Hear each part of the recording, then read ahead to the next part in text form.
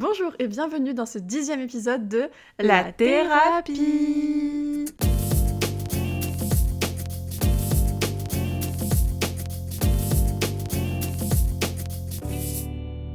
Alors, et vous écoutez ce podcast, il va rester 4 jours avant la fin de 2025. Mais avant toute chose, il faut se souhaiter un bon anniversaire à Léa. Souhaiter. Oui. Puisque ça sort le 27 décembre, et donc, joyeux anniversaire Madame Féa. Merci. Bienvenue dans la team des 25. Yay. Grosse Oh, wow. team. Oulala. Ouais. Fais des Je dingueries. suis pas encore là.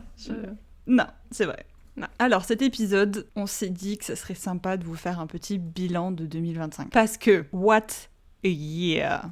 Oh oui. Je sais même pas par où commencer tellement il y a de choses à dire. Vraiment. 2025, il s'est passé énormément de choses, autant dans le monde que dans nos vies. Et autant je déteste m'intéresser à tout ce qui est santé mondiale, va-t-on dire, autant j'adore parler de nos vies. Et surtout, je vais juste faire un petit rappel, parce que quand j'ai vu ça, ça m'a fait rire. C'est que 2025, c'était, dans le calendrier chinois, l'année du serpent. Et le serpent, c'est considéré comme l'animal du changement et de la mue. Est-ce que tu relates pour 2025? Non, pas trop. Non, ça va. Non. J'ai pas Quel mué changement. 15 fois. Non, pas du tout. Ah, je savais pas du tout. Je savais que c'était une année, même en numérologie, qui était un peu censée être genre déterminante, changeante et tout. Je crois que c'était l'année du 9. C'est ça, c'est l'année du 9. Et Et donc l'année du 9, c'est les années qui ferment des cycles. Ah, voilà. Donc j'avais vu en termes de... Même je l'avais vu au début de l'année, ça, que en gros ça allait être une année qui allait un peu tout chambouler, tout changer, etc. Moi ça s'est fait plus dans la douceur que toi. Donc je l'ai peut-être moins Jure. vécu comme ça. Mais je pense que... Non, oui, c'est très... C'était une très belle année du serpent. Alors, pour préparer ce podcast, je t'ai demandé de trouver 5 choses qui ont changé ou que tu es fière d'avoir réalisé en 2025. Le premier truc, et qui est aussi le truc le plus récent qui est arrivé, normalement je vais signer mon CDI On à la fin applaudit. de... Oui, de quasiment 15 mois de CDD. En plus de ça, je vais pas juste signer mon CDI, je signe un CDI en ayant pris le temps d'y réfléchir, en sachant que c'est la chose que je veux faire, et surtout en me réenfermant pas comme je l'avais fait dans mon ancien CDI, en mode je suis obligée, je dois rester avec une vieille loyauté pourrie. Mais là, en y allant, en mode, en soi, ça change rien à ma situation, à part que, bah, du coup... financièrement c'est un peu plus confortable et juste je continue sur mon chemin parce que mon chemin me va, donc c'est même pas juste on m'a proposé un CDI et c'est cool, c'est en plus je l'ai accepté parce que j'y ai réfléchi et que je sais que c'est ce que je veux. Ouais, c'est ce Donc- que j'allais dire. C'est un choix aligné. Ouais, et ça j'en suis contente, donc ça c'est bonne chose. Bah, oui, bravo.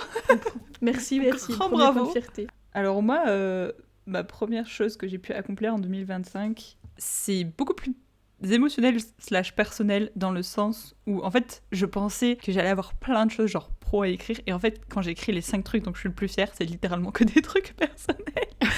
Mais après tout, 2025 a été à propos de ça pour moi, donc bon, c'est pas surprenant. Mais la première chose dont je suis très fière, c'est d'avoir pu amener ma mère et mon beau-père à Londres comme cadeau de Noël qu'on a pu leur faire du coup avec mon mari. Honnêtement, je saurais pas comment l'expliquer. J'ai eu l'impression, on va rester dans l'année de fermer des cycles, de fermer un cycle avec eux. Positif, hein, pour en ouvrir un autre aussi très bien, mais Londres pour moi et l'Angleterre en général, c'est un pays et une ville qui sont hyper importants, dans lesquels je m'y retrouve de fou. Et de les amener là-bas, j'ai eu l'impression c'était comme leur dire ok, je suis prête plus à me dévoiler genre telle que je suis et vous prenez ou vous prenez pas. Et eux qui pouvaient pas y aller en plus parce que il y a la barrière de la langue et tout, ça a vraiment été un plaisir pour moi de leur dire je vous fais découvrir une ville qui est importante pour moi, qui je trouve a des vibes qui me ressemblent sur certains points, ou du moins le pays, et en plus de vous servir de guide et de passer un moment avec eux. Donc vraiment, honnêtement, tu vois, c'est le premier truc qui m'est venu en tête dans genre je suis fière de quoi en 2025, c'était ça. J'aurais jamais dit ça, tu m'aurais demandé début 2025, et pourtant genre à la fin je suis là, non, vraiment ça. T'as plus impacté que ce que tu pensais, quoi. Ouais. Moi, j'enchaîne sur mon deuxième pro, du coup, avant de repartir sur le perso, où toute cette année, j'ai participé à des projets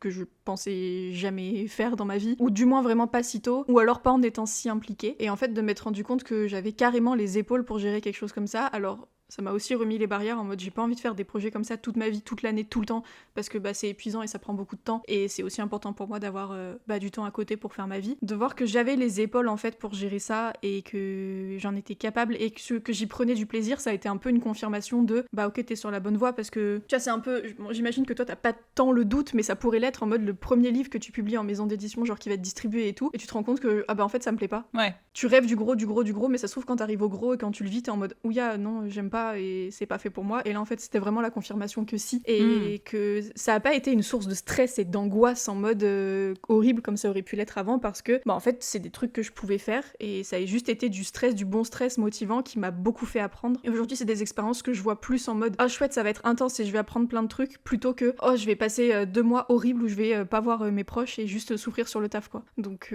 très enrichissant, j'ai appris beaucoup et c'est hyper cool en fait, vraiment pour le coup pouvoir suivre un projet de A à Z et de sentir que tu peux le gérer de A à Z avec une équipe autour, évidemment pas toute seule, voilà, et d'apprendre à faire confiance aux équipes autour qui bossent avec toi aussi. Enfin bref, ça a été vraiment l'année de l'affirmation de le chemin de ma carrière pour l'instant me convient, et du coup petit CDI à la fin, voilà, enfin bref, ça se relie un petit peu avec le premier, mais c'est ce que j'allais dire, il y a un lien au final de le fait que tu as accepté le CDI, genre vraiment parce que tu te savais aligné, c'est aussi toutes les expériences que tu as passées qui t'ont permis de l'accepter beaucoup plus posément, parce que je me souviens, la question du CDI s'était posée plus tôt dans l'année, et t'étais aussi bien moins posée que quand là tu m'as dit ok, peut-être que ça va être le débouché là et tout, tu vois. Ouais, en fait au milieu de l'année, quand on en avait parlé, j'arrivais un peu à cette phase où c'est pas là que j'avais l'impression que je pouvais plus rien apprendre de mon taf, parce que c'est pas le cas, évidemment que j'ai encore beaucoup de choses à apprendre, mais que en tout cas ce que j'avais encore à apprendre ne m'intéressait pas tant. J'en ai parlé avec un de mes patrons et en fait qui m'a un petit peu, je pense sans trop le savoir, mais réaligné sur en fait j'ai plein de trucs humainement encore à apprendre, de la gestion de gens, de la négociation, des choses comme ça, qui me serviront dans ma vie en fait perso aussi, de juste de parler avec les gens et de savoir comment interagir, etc. Et en fait, à partir du moment où j'ai trouvé un intérêt personnel à ce que je continuais d'apprendre dans le pro, c'est bon, pour moi c'était signé quoi, c'était ok, j'ai encore plein de trucs à apprendre qui vont me servir. C'est beau, c'est très beau, c'est genre un chemin hyper positif je trouve, genre ça fait du bien à entendre. Oui, de fou. C'était pas, en fait c'est ce que tu disais tout à l'heure, genre sur le moment à vivre c'était un peu plus du cul, mais mais au final, les trucs que tu en tires sont cool. Ouais. Alors moi, mon deuxième petit truc, c'est avoir retrouvé le goût des petites choses comme des grandes. C'est-à-dire que pendant très très très longtemps, je vivais que pour l'importance des grands moments. Du coup, je me foutais une pression genre énorme pour que les grands moments se passent bien. Et je négligeais aussi la détente et le bien-être des petits instants, tu vois. Et cette année, ça m'a fait retourner à la simplicité et à l'essentiel. Alors attention, je suis pas devenue non plus en mode j'ai 3 t-shirts dans mon armoire, faut pas déconner. Cultiver tes légumes dans ton jardin. Ouais, non, toujours pas, j'ai pas la main verte, donc je peux tuer un cactus, donc bon, voilà. Voilà.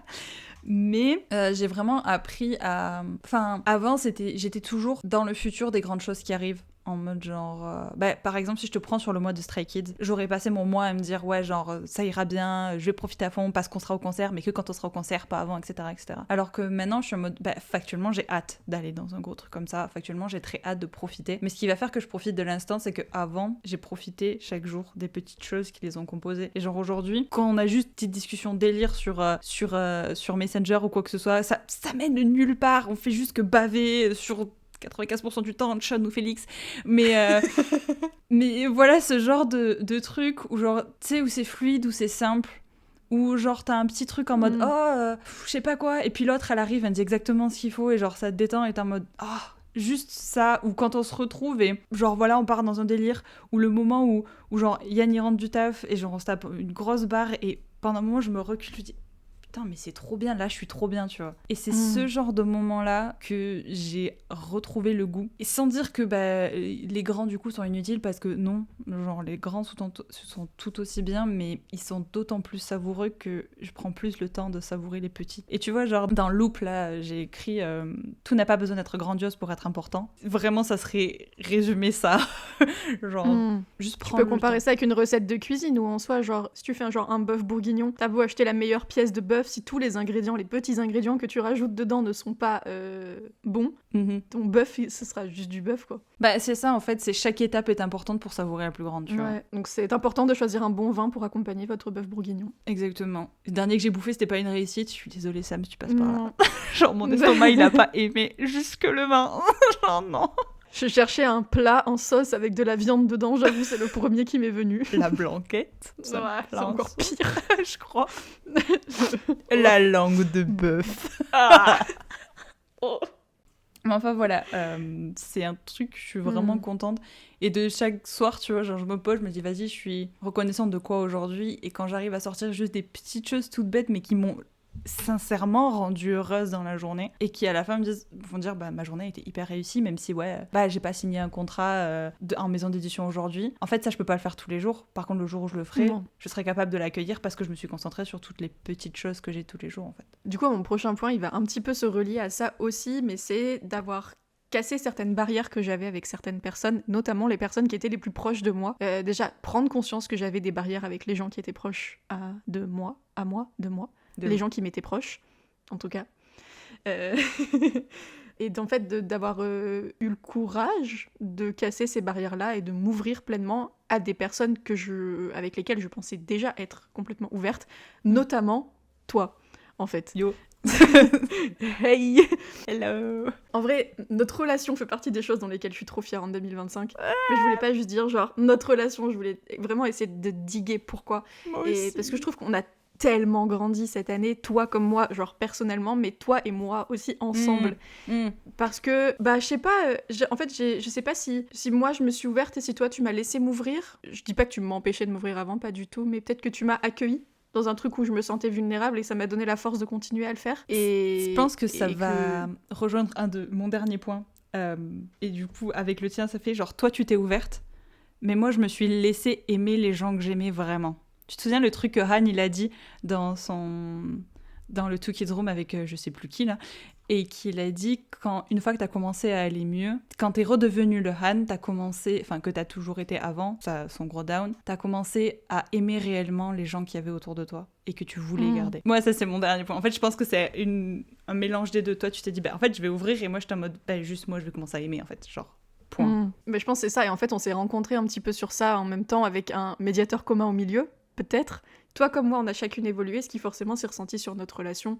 Et on s'est un peu recentré. Comme tu dis, le goût des petites choses, recentré sur ce qui est important, même si c'est ce que t'as de basique devant toi, continue tout le temps. Même parce qu'en soi, on peut se parler genre H24 si on en a envie. Mais c'est pas parce que c'est là et que c'est tout le temps là que c'est pas important et qu'il faut pas en prendre soin. Je sais pas l'importance des relations, et aujourd'hui, on passe des week-ends où on se voit et c'est pas obligé d'être des trucs grandioses, c'est-à-dire qu'on peut traîner sur YouTube pendant tout un week-end et c'est super, quoi. C'est pas du tout passé, c'est pas vrai. Non, pas du tout. Non. Alors, l'historique. Bref. Tu t'es ouverte aux gens proches de toi, et ça fait du bien. Et toi, tu as appris à aimer, accepter d'aimer les gens. Oui, c'est ça. J'ai vraiment, moi, c'est ce que j'avais marqué, genre commencé à aimer sans crainte, ceux qui m'ont permis d'atteindre qui je suis.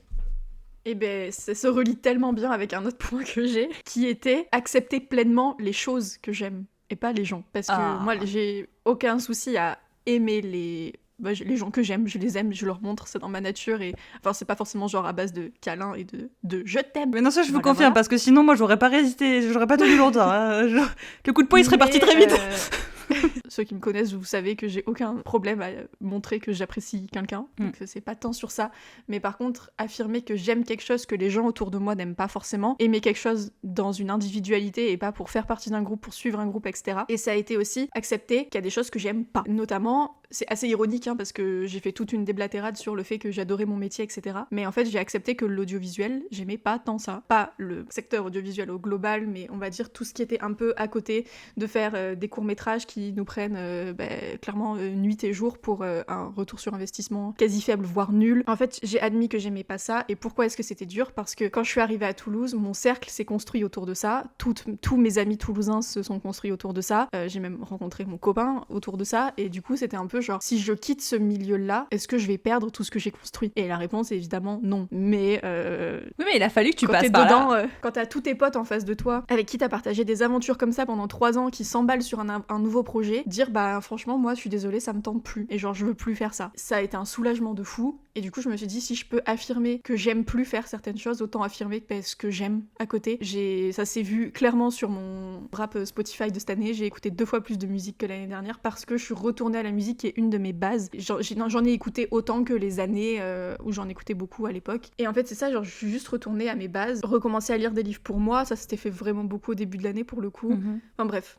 Réaccepter les choses que j'aime, et ça a forcément l'idée à un truc où accepter du coup d'aimer la K-pop, ça m'a montré que j'ai l'impression maintenant d'appartenir à genre quelque chose de grand, une espèce de grande famille en ligne, en mode t'as plein de gens qui aiment la même chose que toi et c'est méga niche, mais c'est trop bien. Et c'est pas genre je dois appartenir à cette famille pour fitter dans une entreprise, dans un groupe de potes, dans un truc, dans un machin, c'est genre j'aime ça et oh je trouve des gens qui aiment ça aussi et c'est trop bien. Et ce sentiment d'appartenance là, je pense peu importe ce que vous aimez, c'est un sentiment communautaire en fait, et arriver à trouver un sentiment communautaire sur quelque chose que t'aimes, un peu comme toi avec ton club de lecture, c'est genre la meilleure chose au monde. Mais oui, voilà, c'est ça. C'est de partager ta passion avec des gens qui sont passionnés par ça aussi. Autant le club de lecture que quand j'ai commencé à affirmer que oui, mes aspirations c'était genre la K-pop, etc. pour les romans, et du coup j'ai commencé à trouver une communauté qui me suivait, en partie parce que du coup elles aimaient ça et elles trouvaient ça aussi. Et ça c'est un sentiment, j'étais en mode waouh, là en fait j'ai des lecteurs littéralement qui viennent parce qu'ils aiment ça aussi, et du coup je peux échanger à ce propos, tu vois. Donc je comprends. Et j'ai envie de dire, du coup ça fait... J'ai repensé, j'ai eu le flash dans ma tête du deuxième soir de Skids où on était du coup en fosse. Parce que pas en fosse, mais en carrière, pardon, excusez-moi. T'appelles ça une fosse, encore une fois, je te jure, je te mets une claque. D'accord, non. Je me souviendrai toujours, du coup, tu t'es tournée vers moi dans le carré-or. Et tu m'as dit, putain, j'ai l'impression de rentrer à la maison. Et en fait, c'est le cas. Et genre, j'étais en mode, yeah, I know, girl. I know, like, stray kids, it's home. Oui. Et au général, oui, de trouver, je trouve des gens qui sont de tous âges. Moi, quand je vois bon, je prends les stays parce que c'est les exemples que j'ai, mais des stays de 40 piges, je suis en mode, mais de fou. Mais let's go, quoi. Mais oui, ce sentiment d'appartenance-là qui est cool. Et qui, du coup, fait le lien avec mon dernier point émotionnel, parce que j'ai vu que j'avais un point, donc vraiment pro. Du coup, moi, ça va être, j'ai retrouvé, genre, vraiment mon essence, dans le sens où je pense que 2025 m'a permis de m'accomplir en tant que personne. Au global, émotionnellement, de créer enfin une stabilité que je n'avais jamais eue, mais pas la stabilité genre qu'on peut entendre vue dans la société, genre t'as une maison, t'as ton salaire, etc.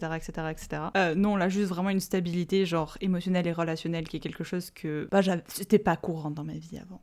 Et du moins, ces dernières années ça a été, mais là d'en vraiment en prendre compte, et du coup de m'accomplir et de voir tout ce que j'avais réussi à créer m'a permis de me choisir et du coup de poser mes limites, et en posant mes limites de me libérer, parce que clairement 2025 j'ai dit fuck à beaucoup de personnes. Je peux pas être plus fière d'avoir dit fuck à des gens qu'avant j'aurais dit ah oui mais en fait la bienséance veut que. Là je suis en mode non, parce que pour moi avant de dire fuck c'était genre dire quelque chose de mauvais ou leur reprocher ou être en colère, et là je suis en mode il y en a je suis pas forcément en colère, c'est juste non ça va pas, ça match pas, du coup genre I'm a leaver. Je pars, genre fais ce que tu veux de ton côté. Et ça vraiment cet accomplissement de moi qui m'a tout réaligné en mode tuc. Putain j'en suis fière de ça, tu vois. Ouais, je comprends. En fait c'est ça, c'est que pendant des années je pensais l'avoir et je disais genre ouais je l'ai, et genre quand tu l'as vraiment tu dis je l'avais pas du tout. Pas du tout. Cette année, on va dire fin d'année dernière et cette année-là, t'as été confrontée à des situations qui t'ont prouvé que tu ne l'étais pas tant, et surtout qui t'ont donné l'occasion de le faire pour de vrai. Ah ouais. Et, sauf que là du coup maintenant je l'ai, genre les bases sont là. Genre je suis en mode oui. Oh. Alléluia. Je trouve que c'est tellement libérateur ce sentiment de s'il y a quelque chose qui me va plus, je peux partir. Oui. Et que ce soit, mais ça, pro, familial, amical, amoureux, etc. Genre, ce déclic de si ça te va pas, tu pars. Et genre, tout va bien. Ouais, et depuis te dire, en fait, genre, si les gens, ils pensent mal de ce que j'ai fait ou de quoi que ce soit, si toi, tu sais que tu pars en mode, c'est en toute bienveillance, c'est juste que ça me correspond plus, et arriver à dire, en fait, si les gens en face, ils le prennent de telle façon, c'est pas mon problème. Parce que moi, je sais que je l'ai pas fait mal. Donc, en fait, en face, ils le prennent comme ça, c'est juste eux le reflet de quelque chose qu'ils sont incapables de faire, et ça m'appartient pas. Bye.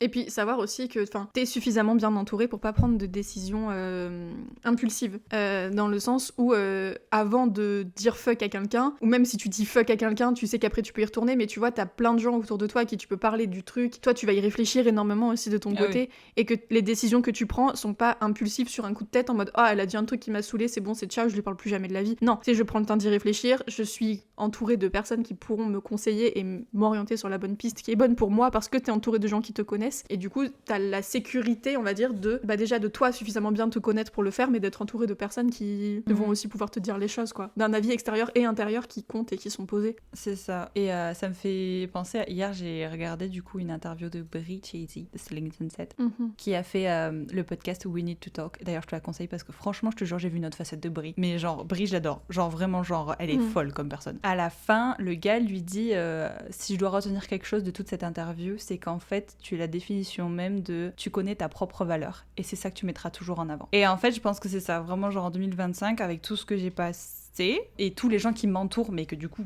qui sont vraiment là pour moi, ça m'a permis de me rendre compte de ma propre valeur et du coup de plus craindre à dire stop ou non ou là, et c'est pas en mode mauvais, c'est juste bah là moi c'est pas dans mon délire, c'est pas dans mes termes, c'est pas ceci cela, et en fait de dire que c'est pas genre une déchirure ni une trahison, tu vois, ça c'est oh waouh. Est-ce qu'il te reste un point? Il me reste un point, mais alors celui-là je vais pas pouvoir le relier avec ce que t'as dit. C'est pas grave. Moi, ça se reliait quand même un petit peu avec mon point juste avant sur accepter les choses que j'aime, etc. Et en fait, ça m'a remontré que j'ai passé des années, mais quand je dis des années, c'est les 24 premières années de ma vie, hein, c'est-à-dire jusqu'à cette année, à dire que je n'étais pas créative, que je n'avais pas de côté créatif, que j'étais purement exécutive, etc. Et en fait, cette année, je me suis laissé la porte ouverte à est-ce que j'ai quand même un côté créatif? Essayez. Donc cette année, j'ai essayé plein de trucs. Je me suis remis à la lecture, j'ai fait le compte sur ma petite appli de suivi de lecture, là j'ai lu 40 livres cette année, sachant que l'année dernière j'en ai lu 10. Ah oui. C'est un gap de fou. Ah putain. Vraiment, je me suis remis à la lecture de fou, j'adore ça. Du coup, j'ai retrouvé ce que j'aime, forcément, vu que je retrouve ce que j'aime, je prends plus de plaisir à lire.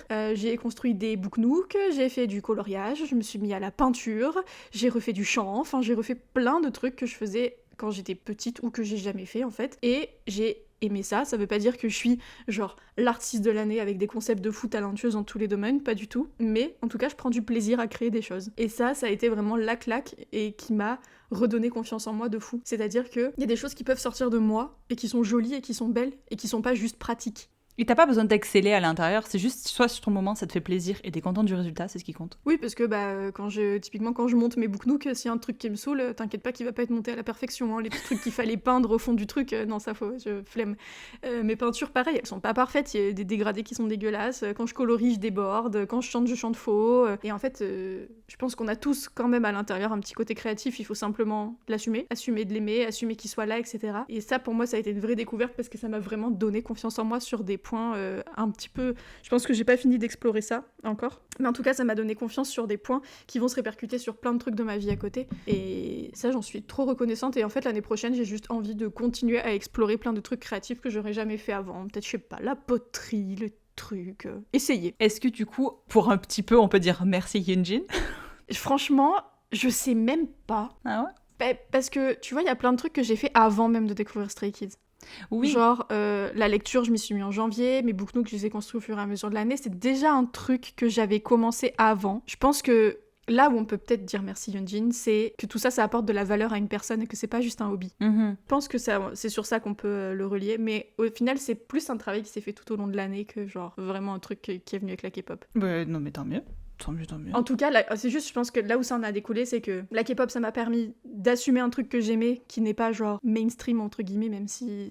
Bon, ça le devient de plus en plus, mais c'est pas aussi mainstream que la lecture, par exemple. Et du coup, quitte à y aller à 100% dans ça, autant aller à 100% dans le reste, quoi. Moi, ce que je voulais dire pour dire merci Hyunjin, c'est que, genre, là où je vois le lien, tu me diras si je me plante. Hein. Parce que ton bias principal, ça a été Ayen, et moi, je te voyais très ressemblé dans Chan, mais Chan, je crois que c'est le dernier que t'as rajouté. Ouais. Bon. Et en fait, le lien que j'ai vu, c'est qu'au départ, t'étais en mode, je sais pas pourquoi, genre, j'aime Hyunjin ou quoi que ce soit, parce que, genre, y a pas... j'arrive pas à capter tout ce qui attire. Et genre, j'ai juste l'impression que genre de suivre Hyunjin et sa personnalité, ça t'a permis... Toi, t'avais déjà découvert tous ces trucs-là au niveau créatif, mais ça t'a juste permis de les incarner encore plus. Oui. Tu vois, c'est en ça que je te dis merci sûr. Hyunjin. Peut-être que je me plante après. Oui, mais c'est... Non, si, mais c'est ce que je voulais dire par ça m'a permis de que c'était pas juste des hobbies, mais que ça a contribué aussi à genre être une jolie personne. Enfin, ouais, oui. Je sais plus comment je l'ai sorti tout à l'heure, mais ce que je voulais dire... Apporter à la personne. Oui, voilà, c'est ça. Oui, c'est comme tu dis, c'est l'incarner. C'est pas juste je peins dans ma chambre et j'en parle à personne. C'est si j'ai envie de le montrer montrer à mes potes ou de le mettre en story. Et genre la photo aussi, putain j'ai oublié la photo, mais cette année j'ai fait tellement de photos et les photos en réfléchissant en fait à faire mes photos, mon Insta, et j'ai repris du plaisir à faire mon Insta parce qu'en fait j'ai repris du plaisir à montrer ce que je créais aux gens. Et du coup oui forcément à l'incarner. Bah c'est ça en fait, je pense que t'as plus eu peur de... Moi ce que vraiment quand tu me dis tout ça, c'est le ressenti que j'ai eu à ton sujet, du coup ça rejoint le point où tu dis que tu t'es ouverte, c'est qu'en fait tu t'es juste ouvert au monde en mode bah en fait je suis comme ça, et t'as tellement fait la paix avec tout ça en redécouvrant, parce que t'as dû redécouvrir des choses et ça se voit, et du coup bah ouais t'es en mode incarné comme ça, et ils sont en mode bon bah moi je suis comme ça, quelqu'un est différent à côté, tant mieux, ça lui fait plaisir, voilà tu vois, genre bah oui, c'est ça. typiquement le rythme de post sur Insta entre nous deux il est complètement différent, mais toi par contre tes posts ils sont hyper travaillés, très artistiques, très réfléchis, etc. Moi c'est en mode ouais c'est des moments.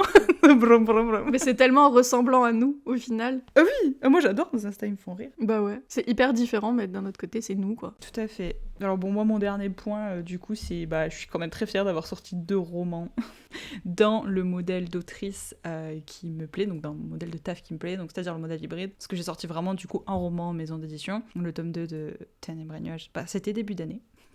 Ah ouais, tiens, je pensais que c'était avant. Bah, le numérique est sorti fin d'année 2024, mais le papier est sorti le 14 février 2025. J'ai l'impression que c'était il y a une vie, mais non. Mais oui. Et du coup, Secret qui est désormais disponible sur Amazon et au format Kindle dans l'abonnement Kindle.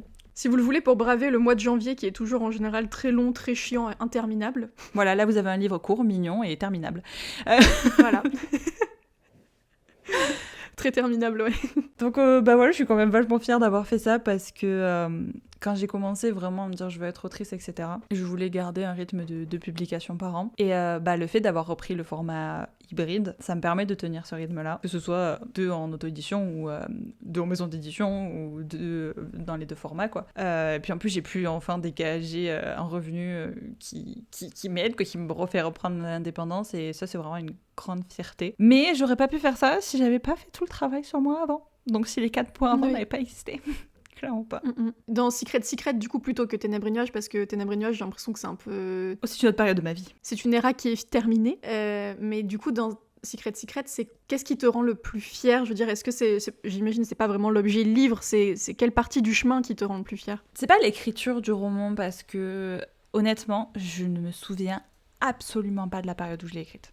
Mais genre, quand je te dis que c'est un flou dans ma tête, c'est un flou. C'est quand même qu'on a fait la bêta lecture? C'était après le salon du livre, donc c'était mars-avril. Si tôt? Oui, mais il y a eu énormément d'attentes. Je pense que ce que je suis le plus fière dans Secret, c'est que c'est le premier roman qui est sorti, où je l'ai écrit en étant moi et pas en me disant « Oh là là, les gens ils vont penser quoi si j'écris ça ?» Ça fait un lien avec une question que j'ai répondu pour une autre chaîne YouTube, pardon. Mais la question c'était qu'est-ce que tu veux que les gens pensent de toi ou comprennent de toi au travers de ton écriture. Et en fait ma réponse aujourd'hui, mais franchement, mais j'en ai rien à faire qu'ils prennent ce qui les intéresse, j'en ai rien à faire de ce qu'ils pensent de moi, parce que moi je sais pourquoi j'ai écrit le livre, je sais l'objectif et le bien-être qui m'a fait. Si les gens ils en tirent quelque chose de positif, pour moi c'est réussi. Après ce qu'ils pensent de moi derrière, je m'en fiche. C'est pas qu'ils comprennent de moi, j'ai pas envie qu'ils comprennent quelque chose, j'ai juste envie que le livre leur fasse du bien d'une façon ou d'une autre. Moi, j'entre pas dans l'équation parce que j'écris pas le roman pour eux.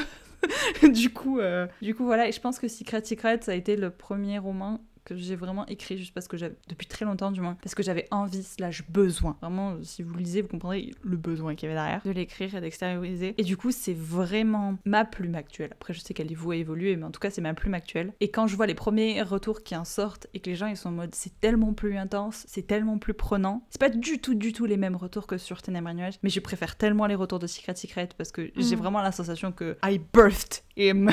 Genre vraiment. En même temps, je me suis donné naissance dedans, tu vois. Parce que t'as tout fait aussi de A à Z avec lui. Ouais, mais le plus important, je pense que ce que j'ai fait, c'était écrire pour moi, même si c'était complètement inconscient, parce que je pense que je l'ai fait en mode autopilote sur certains points. Mais du coup, c'est mon âme qui a parlé à 100% dedans. Mais là, je le vois parce que tu vois, du coup, sur la bêta lecture qu'on est en train de faire sur ton prochain projet, du coup, Loop, du coup, qui est un mix de ton style d'écriture d'il y a quoi? Un an et demi, 2 ans, un an et demi. Donc bien avant, quelques mois avant Secret, et du coup un mix de ton style d'écriture actuel là, il y a une différence de fou. C'est que Loop, du coup, moi j'ai toujours eu un attachement particulier à Loop où j'arrive pas à m'en détacher pour le coup. Là où Secret, j'ai réussi, tu vois. Et ce que tu rajoutes dans Loop actuellement, je trouve, permet de se détacher du livre, justement. Et c'est juste que, Je t'ai tellement vu l'écrire et on en a parlé pendant si longtemps et ça fait si longtemps qu'il est dans les tuyaux que bah moi aussi maintenant j'ai cet attachement-là et j'arrive pas à juste voir ça comme un livre. Moi, pour moi, tous mes livres, je les vois pas que comme des livres, tu vois. Alors ça dépend. Tu vois, par exemple, la duologie Kairan, pour moi, c'est vraiment juste un livre et une histoire qui se raconte. Et j'adore l'écrire, hein, mais j'ai moins d'affect. Par exemple, que. Voilà, même Seven, j'ai moins d'affect. Seven, j'ai de l'affect pour les personnages, mais ils sont tellement différents de ce que je connais que voilà. Mais on va dire que Loop, il est de la même génération que Forsaken Hometown. Et ces deux romans, pour moi, c'est pas que des romans, c'est des odes et des hommages, tu vois. Et quand je les réécris, forcément, en ayant réglé les soucis qui étaient liés à ces romans, ça apporte une dimension différente, mais et c'est du coup, ça permet de se détacher et de faire de ces histoires, des romans à destination du public et pas seulement I bleed on paper. Genre. C'était un peu des journaux intimes où quand on te connaît, on a tellement de mal à faire la part des choses entre parce qu'on te reconnaît tellement dans certains persos ou certains persos de ton entourage que c'est genre impossible de faire la séparation. Mais vu que là tu réécris et que tu peux faire ça, c'est pour ça quand je dis ça redevient juste des livres entre guillemets, ça redevient un roman au-delà d'être comme tu dis, ton dévidoir. D'ailleurs, je l'ai dit, j'ai fait finalement pour Seven et pour Kairan, qui sont les deux que j'ai écrits en 2025.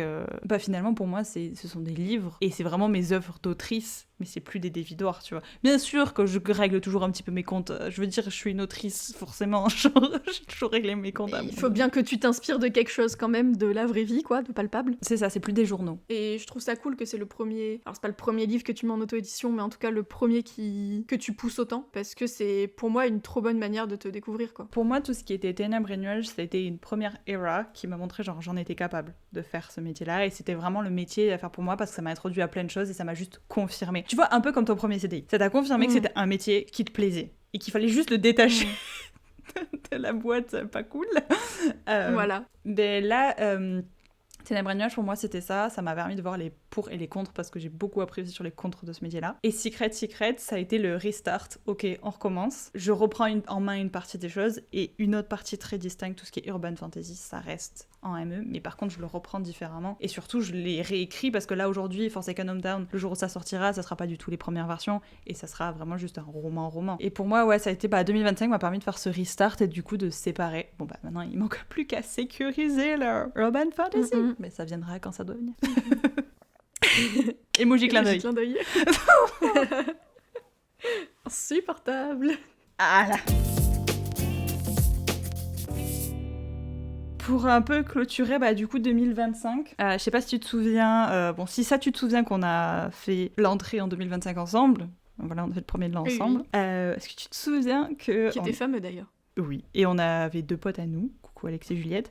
Et non, c'était pas par rapport à ça, c'était parce qu'on était en train de lire Campus Driver. Oh mon Dieu, Je me permettrais pas de dire ça par rapport aux filles, c'est trop méchant.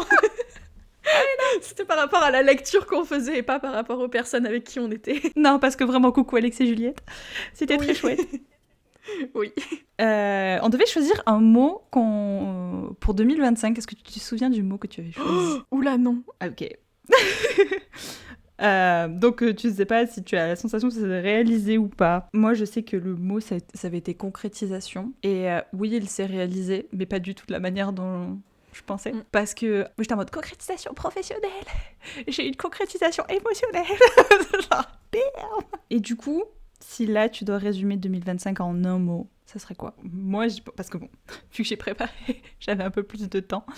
Je pense que si je dois du coup résumer 2025 en un mot, pour moi, ça sera clairement le mot éveil, parce que ça englobe beaucoup de champs dans lesquels j'ai l'impression de m'être éveillée. En fait, avant 2025, j'avais l'impression d'être toujours dans le futur, pas dans l'instant présent, de pas être dans le concret. Donc du coup, ça rejoint la concrétisation. Faut du moins d'y être à moitié. Et depuis 2025, j'ai la sensation que si là, j'incarne pleinement qui je suis et je suis dans le concret de ma vie et juste j'en profite à fond. T'as concrétisé ta vie avant de concrétiser ta carrière, quoi. Exactement. De toute façon, en plus, comme les deux sont un petit peu dépendantes l'un de l'autre, il fallait quand même que le principal se pose et un éveil, clairement, mais le meilleur éveil du monde. Même s'il était un petit peu violent. Genre, je me suis pris pas mal de seaux d'eau glacée dans la gueule, mais...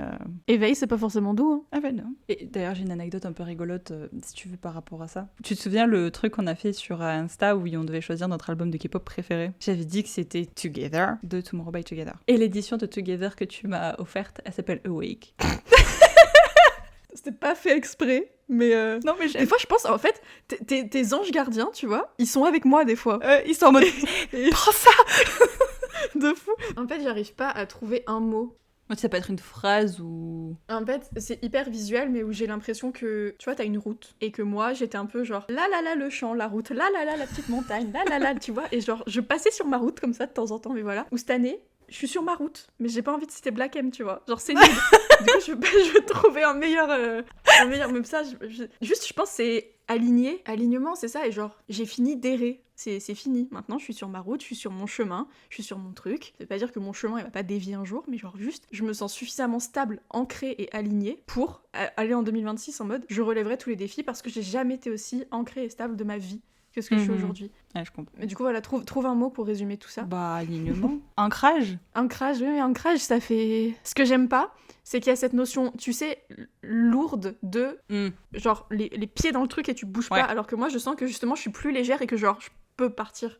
C'est pour ça que je suis pas hyper fan du mot ancré. Mais oui, alignement, je pense que c'est ça, c'est... J'ai trouvé une maison dans ce monde et j'ai fini d'errer. C'est pas un mot, j'ai triché, désolée. Ça passe. Tu sais, c'est les artistes, ils font toujours un peu... C'est ça. Qui est-ce qu'on peut te souhaiter pour 2026 ? Tu saoules hein, avec tes questions, j'ai pas eu le temps de réfléchir, moi. Je suis désolée, J'étais trop fière de toi. Karine Le Marchand, là, m'a inspirée. Faut regarder L'amour est dans le pré. 2026, je pense, et c'est le vœu que j'ai fait quand j'ai signé mon CDI, c'est je ne laisserai rien m'empêcher de saisir l'opportunité qui se présenteront à moi. Un des mots sur cette fin d'année, en tout cas, qui a vraiment payé, et je le disais pour rire, mais en vrai, c'est vrai, c'est persévérance, consistance. Il y a un truc qui marche pas, c'est pas grave, je continue, tant que je le fais pour les bonnes raisons, j'y vais, et il y a pas de raison que ça fonctionne pas. Et je veux continuer sur ça, genre je veux continuer, je suis tellement bien aujourd'hui que je vais être consistante dans ce sens-là, persévérer dans ce sens-là, et que je ne laisserai rien me fermer des portes à partir du moment où c'est quelque chose sur lequel j'ai un pouvoir. I feel you. Voilà, c'est garder des portes ouvertes, même si c'est des opportunités pour lesquelles aujourd'hui j'imagine rien, enfin, que j'imagine pas. Et voilà, c'est... Je n'hésiterai pas à faire des croix sur certaines choses que j'ai aujourd'hui qui sont peut-être confortables. Ça, c'est venu avec le CDI, et après, ça s'est dépassé sur ma vie, parce que le CDI, ce que j'avais peur, c'est de le signer et de plus pouvoir partir pendant 5 ans. Factuellement, si dans un an et demi, j'ai une opportunité, je peux quitter ce CDI. C'est pas grave. Et du coup, c'était la réassurance dont j'avais besoin pour signer mon CDI en toute sécurité, mais qui du coup s'applique sur toute ma vie. C'est-à-dire que je suis pas ligotée à Toulouse, je peux être loin de chez mes parents, c'est pas grave, je peux quitter mon travail si j'en ai besoin. En fait, il y a rien qui me retient, il faut que je reste libre et prête à saisir les opportunités qui se présenteront à moi. Voilà. Toujours pas un mot d'ailleurs, mais... Non, là, c'était juste qu'est-ce qu'on peut te souhaiter en 2026. Donc de rester libre et de saisir les opportunités. Oui. De rien, j'écris des livres. Non, je te sens vachement plus en paix, franchement. Vraiment en paix avec toi-même, et genre ça fait plaisir à voir. Ouais, ça fait du bien. Hein. Ouais. C'est débile, hein, mais tu vois, le soir, quand je rentre, je sors un arrêt de tram avant mon arrêt normal. Folie, hein. Attention, je suis un peu quelqu'un de crazy. Du coup, je marche un peu pour rentrer chez moi, ce qui fait du bien. Et vraiment, j'ai ce truc où j'ai de la musique sympa dans les oreilles, je sais que je vais rentrer chez moi, retrouver mon copain, mon chat, ma bouffe, je suis contente, ma journée de travail, elle était cool. Et tu sais, tu marches, t'es en mode... Et ça fait du bien. Ce moment-là, je l'ai quand je me couche parce que je suis fatiguée de ma journée, mais parce que c'était une bonne journée de taf, tu vois. Et genre de m'allonger en mode genre, oh, je suis trop contente, et je me dire, bah demain on repart, ok. Et plus avec le stress et la sensation d'être un imposteur là où je suis, tu vois. Genre juste, c'est con, mais genre je sens le poids de mon corps sur le matelas. Tu vois, genre c'est bête à décrire, mais c'est vraiment... Oui, non, mais si, je vois. En fait, on s'est libéré de toutes les énergies négatives. Ouais, on s'est libéré des attentes, en fait, je pense. On a repris nos trucs. Pour 2026, quand je me suis dit, vas-y, je me souhaite quoi ? J'ai regardé les yeux, le premier truc sur lequel je suis tombée, c'était « do it ». Et après, et c'est vraiment mode, c'est vraiment le « enjoy the ride ». C'est tout ce que je me souhaite, genre « do it and enjoy the ride » pour 2026. Parce que genre, et j'ai vraiment envie de... C'est ça, c'est faire les choses, mais il y a une partie... Enfin, faire ce que je peux faire, mais il y a une partie où je sais pas factuellement ce qui va se passer. Et pour la première fois, je suis en paix. Je pense que c'est un peu notre réflexion de fin d'année là, et c'est la réflexion qu'on peut avoir après tout ce qu'on a appris sur cette année 2025. J'ai mis tellement de piliers qui sont stables, etc., que peu importe ce qui se passe, j'ai les capacités et les armes pour l'affronter.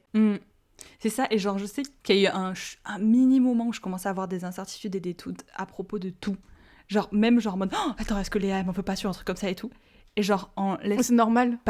Mais vraiment genre ça m'est tombé dessus, genre c'était à midi. À 17h, c'était en mode... Mais non, parce que déjà, s'il y a quelque chose, elle te le dira, tu le sais. Et quand bien même vous serez capable d'en parler, ça va être genre, vous vous connaissez, et en fait, genre, all is fine. Et genre, tu sais, genre, il y a tout qui a fait. tout Mais seul. ça, avant, tu vois, ça, c'est des trucs qui auraient pu durer plusieurs jours pour moi parce que j'aurais pas osé venir t'en parler. Mais aujourd'hui, c'est genre, en fait, j'y réfléchis, je stresse pendant 2 secondes et après, je suis en mode, mais t'es con, quoi. Genre, stop. Oui, voilà. Au pire, elle t'en veut, elle viendra te le dire et du coup, vous réglerez le problème et dans 3 heures, c'est reparti. Et en fait, c'est sûr, elle t'en veut pas, en fait. C'est ça. Et c'est le genre de truc, j'étais en mode... En fait, ça m'a tellement surpris parce que c'est un truc que j'ai jamais eu. Et sur le coup, j'étais en mode, oh non, parce que s'il le faut, c'est un signe de la fin. Et je me suis dit, non, au contraire. C'est un signe de sain en mode, vous savez que vous pouvez dire les choses, quoi qu'il en soit, et que ça sera parlé et que ça va terminer en mode, ok, I got you, I understand you. On continue sur un nouveau truc et on crée une nouvelle branche et all is fine, tu vois.